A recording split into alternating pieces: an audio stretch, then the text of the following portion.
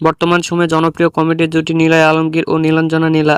দিন দিন বাংলা নাটকের জনপ্রিয়তা বেড়েই চলেছে, সেই ধারাবাহিকতায় আবারও নতুন নাটক নিয়ে হাজির হয়েছেন জনপ্রিয় এই জুটি।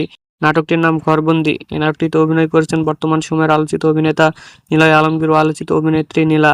এই নাটকটি রচনা ও পরিচালনা করেন মহিন খান। নাটকটি খুব শীঘ্রই সিডি চয়েসের ইউটিউব চ্যানেলে প্রকাশিত হবে। আপনারা দেখতে চাইলে অবশ্যই সিডি চয়েসের ইউটিউব চ্যানেলে চোখ রাখুন এবং নিয়মিত নতুন নতুন নাটকের আপডেট পেতে হলে চ্যানেলটিকে সাবস্ক্রাইব করে রাখুন। পরবর্তী ভিডিওর জন্য অপেক্ষা করুন।